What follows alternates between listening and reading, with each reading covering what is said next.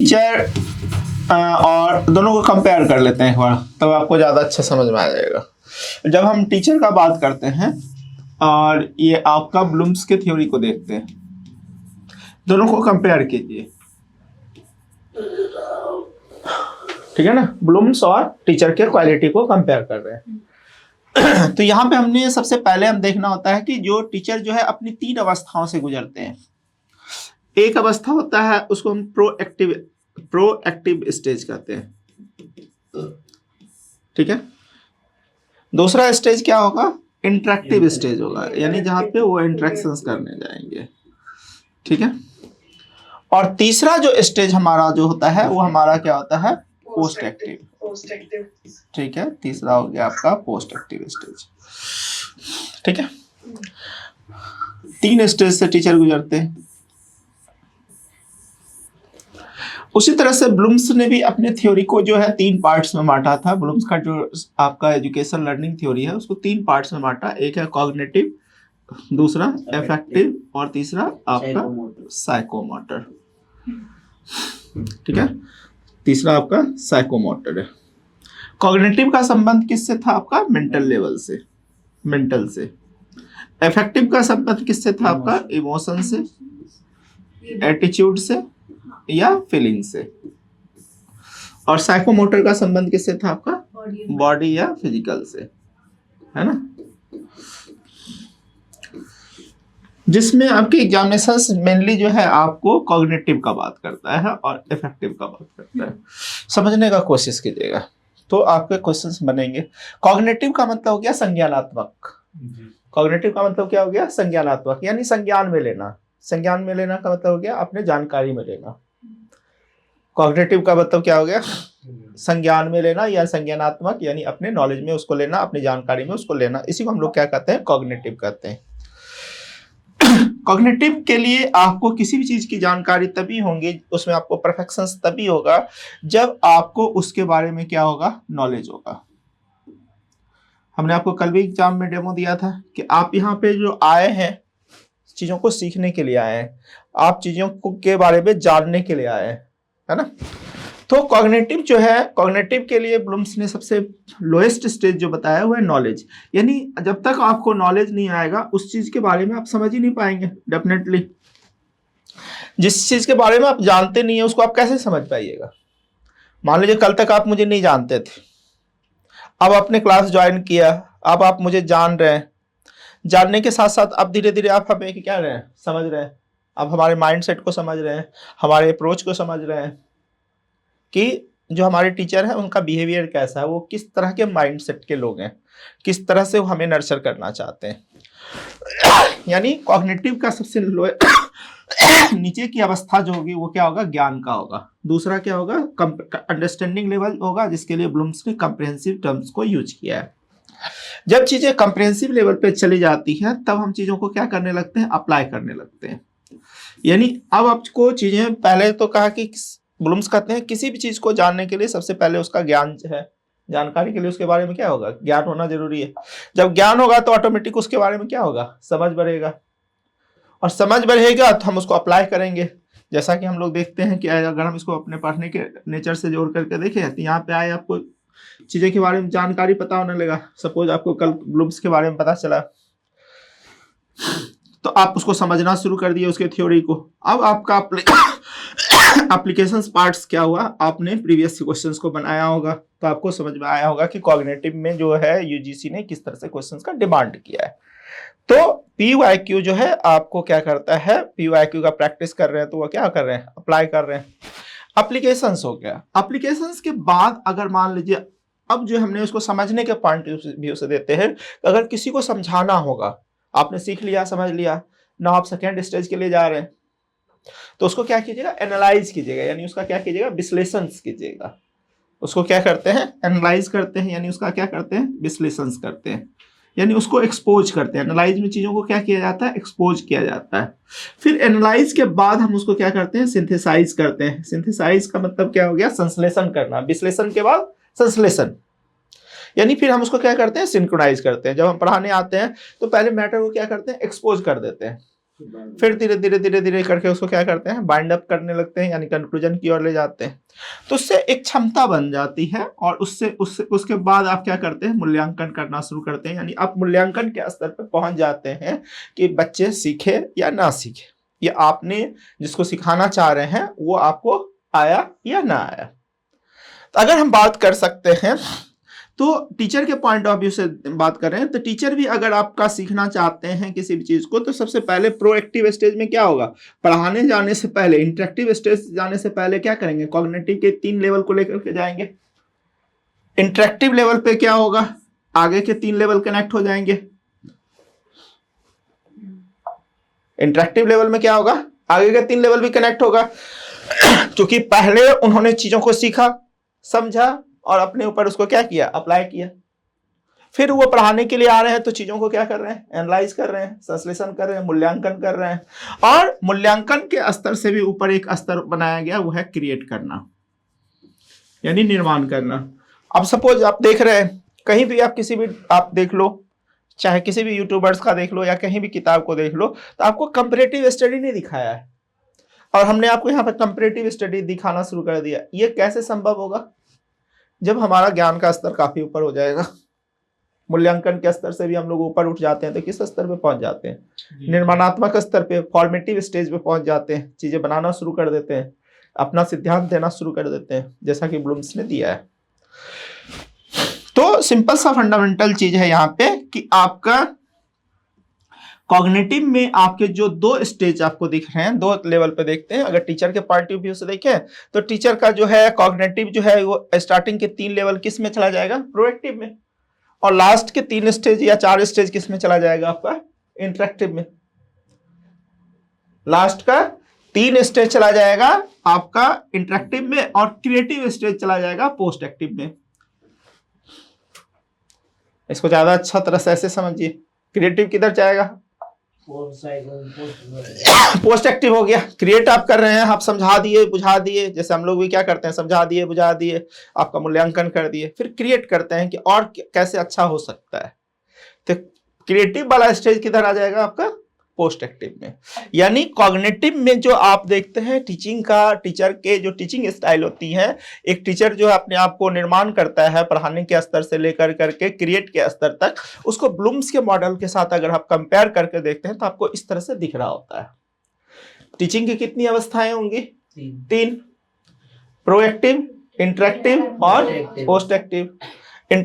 Proactive में क्या करता है, वो अपने आप को प्रिपेयर करता है, अपने आप को क्या करता है, सिंथेसाइज करता है। लाइक अभी आप लोग क्या है, मान लीजिए कि आपका मन में आएगा समझाना, किसी को सिखाना, तो सबसे पहले आप क्या कीजिएगा, नॉलेज, अंडरस्टैंडिंग, एप्लीकेशन, फिर आप एनालाइज कीजिएगा, सिंथेसाइज कीजिएगा और मूल्यांकन कीजिएगा। और पोस्ट एक्टिव स्टेज में आपको क्या दिख जाएगा, क्रिएटिव स्टेज आ जाएगा। यानी नॉलेज की जो है चरम अवस्था जो होगा वो क्या होगा, आपका निर्माण होगा। तब आप खुद जब पढ़िएगा ना तो आपको खुद आपसे डायग्राम बनना शुरू हो जाएगा, खुद आप नई नई थॉट को उसके साथ कनेक्ट कीजिएगा। और क्रिएट करने की अवस्था तब आती है जब आप उसके बारे में क्या करते हैं, बार बार सोचते हैं, बार बार उसको क्या करते हैं, समझते हैं, है ना। आगे हम उसको भी कंसीडर करेंगे। तो ये हमारा आपका क्या हो गया, आपका कॉग्निटिव स्टेज हो गया। इसमें किसी को कोई दिक्कत है ना। तो यानी इसको हमने इसके साथ कंपेयर किया।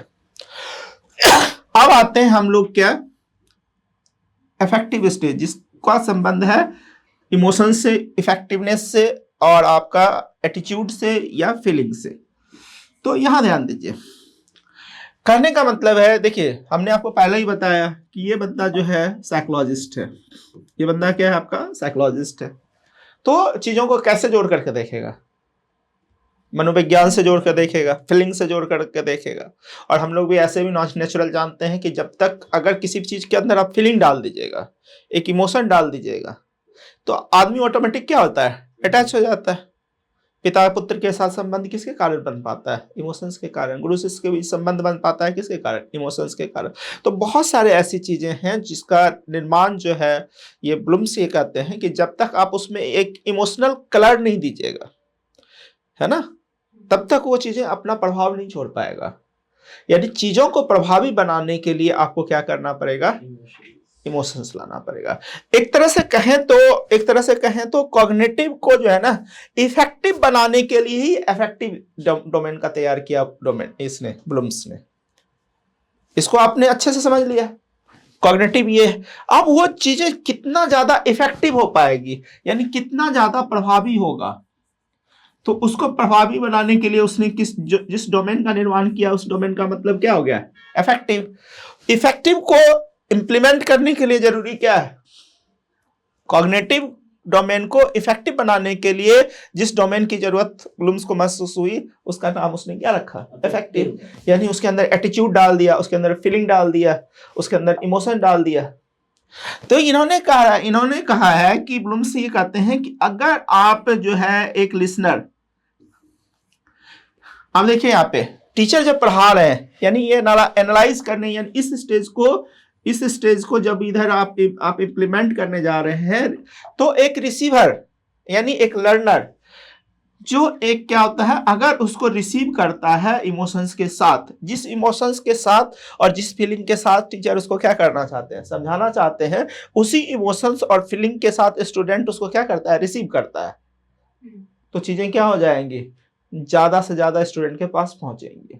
अब क्या होता है इन प्रैक्टिकल, अगर हम लोग देखते हैं जब हम पढ़ाने जाते हैं कॉलेज वगैरह में या अदर वे में, तो हम देखते हैं टीचर क्या होता है, कम्युनिकेशंस किए जा रहे हैं, नो इमोशंस नो अटैचमेंट। तो ब्लूम्स कहते हैं, जो एक साइकोलॉजिस्ट हैं, वो कहते हैं कि लोगों के मनोविज्ञान के साथ जुड़िए, उसके फीलिंग्स के साथ जुड़िए, उसके इमोशंस के साथ जुड़िए, और अपने सब्जेक्ट मैटर को भी उसी फीलिंग इमोशंस के साथ, उसी एटीट्यूड के साथ रिप्रेजेंट कीजिए जिस फीलिंग इमोशन एटीट्यूड को वो सब्जेक्ट मैटर क्या करता है, डिजर्व करता है। बात समझ आ रहा है? अब एक पोएट्री है या आप भक्ति काल समझा रहे हैं या उसका तो आपके अंदर वो आना चाहिए। अब मान लीजिए आप नास्तिक हैं और पढ़ा रहे हैं भक्ति काल की आस्तिकता को, तो आप कैसे करा सकते हैं, वो फीलिंग नहीं आ पाएगा। तो फीलिंग करने के लिए क्या करना पड़ेगा, उसमें डूबना पड़ता है। आपको एक एक्टर की तरह बिहेव करना है, तो आपको उस कैरेक्टर में क्या होना पड़ेगा, ढलना पड़ेगा। तो यहाँ पे सबसे इंपॉर्टेंट क्या आ गया इसका, इफेक्टिव में सबसे पहला स्टेप इसने किसको रखा, रिसीव को।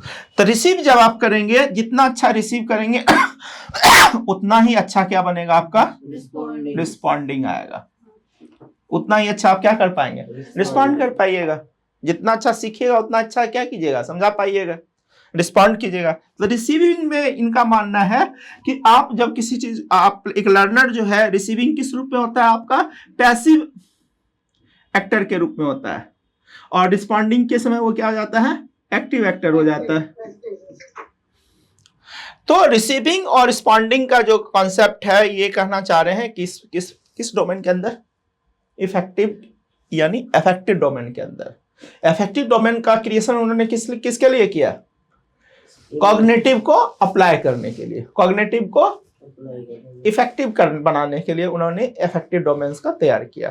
तो आप रिस्पॉन्ड कर रहे हैं, टीचर पढ़ा रहे हैं, आपसे क्वेश्चन जवाब हो रहा है, तो ये यानी यहां देखिएगा, तो इफेक्टिव स्टेज का संबंध जो अगर बात करें टीचर के किस अवस्था से हो रहा है, ये सारी चीजें किधर घट रही है, इंटरेक्टिव स्टेज में घट रही है ना। और इंटरेक्टिव स्टेज में ही आपको क्या मिल रहा है, बार बार टीचर आपको क्या करते हैं, इंस्ट्रक्शंस देते हैं, बार बार आपको क्या करते हैं, निर्देश देते हैं, कैसे नहीं, ऐसे समझो, ऐसे नहीं, ऐसे करो। और हर जगह से आपका यूजीसी का क्वेश्चन क्या है, पुटअप किया गया है कि इंस्ट्रक्शंस में क्या है, कॉग्निटिव का ये सीरीज क्या है, इफेक्टिव का सीरीज क्या है, समझने का कोशिश कीजिएगा कि इफेक्टिव डोमेन्स का क्रिएशंस अगर ब्लूम्स ने लाया तो किस पर्पस से लाया, और उसका प्रैक्टिकल लाइफ में किस तरह से यूटिलिटी है या एप्लीकेशन है। रिस्पॉन्डिंग कर रहा है, फिर टीचर इंस्ट्रक्ट करने के बाद क्या करते हैं, बहुत सारी चीजें इंस्ट्रक्ट करते हैं। तो जो स्टूडेंट को लगता है कि उसके लिए वैल्यूएबल है, यानी जो उसके लिए वर्थफुल है, जो उसके लिए इंपॉर्टेंट है, उसको वो क्या करता है, ऑर्गेनाइज कर लेता है, यानी उसको नोट डाउन कर लेता है, प्रॉपर वे में कॉपी पर लिख कर नोट डाउन कर लेता है, और उससे जिस चीज का निर्माण होता है उसके लिए इन्होंने टर्म्स क्या यूज किया, कैरेक्टराइजेशन, यानी कैरेक्टर, यानी वही आपका क्या बन जाता है, चरित्र बन जाता है। अब जिन्होंने मेहनत किया है, पढ़ करके आए हैं वो आसानी से इसको क्या कर रहे हैं, समझा पा रहे हैं। रट्टाफिकेशंस नहीं जरूरी है, उसको क्या करना है, अप्लाई करना है, उसको ज्यादा प्रैक्टिकल बनाना है, उसको इमोशनल कलर देना है, तब जाकर के डोमेन आपका जो है ना ब्लूम्स की आत्मा को शांति मिलेगा। ब्लूम्स जो कहा गया है, इतना अपना पूरा लाइफ उन्होंने इसमें एक्सपेरिमेंट के थ्रू आपको दिए हैं, वो आपका एक्चुअल में क्या होगा, फ्रूटिफाइड होगा। बात समझ आ रहा है। तो हमने क्या देखा कि जो टीचिंग के जो स्टेज हैं उसको हमने किसके साथ कनेक्ट किया, ब्लूम्स के कॉन्सेप्ट के साथ, कि ब्लूम्स ने जो मॉडल्स दिया है वो किस तरह से प्रैक्टिकली क्या हो रहा है, इधर अप्लीकेबल हो रहा है। बात समझ में आ रहा है, यहाँ तो क्लियर। देख लीजिए, इसमें किसी को दिक्कत है तो पूछ लीजिए। तो यहां से क्वेश्चंस है आपके, भर भर करके क्वेश्चन है, और इसी से आपको कम से कम 8 से 10 क्वेश्चन आपके यूजीसी के पड़े हुए हैं। इसको सबको सर्च कीजिए और बनाइए, ठीक है। इसमें अभी भी अगर किसी को कोई दिक्कत है पूछ सकते हैं। सर ब्लूम जी का पूरा नाम क्या था? Benjamin Bloom, Benjamin B Blooms. 1956 के अंदर इन्होंने थी। हाँ, 1956 का थ्योरी है, यूएसए के साइकोलॉजिस्ट है। सर टैक्सोनॉमी इनकी बुक्स है। टैक्सोनॉमी मतलब होता है क्लासिफिकेशंस, टैक्सोनॉमी का मतलब होता है वर्गीकरण। जैसे इन्होंने अपने लर्निंग थ्योरी को 3 पार्ट्स में बांटा है। टैक्सोनॉमी का मतलब होता है वर्गीकरण, विभाजन।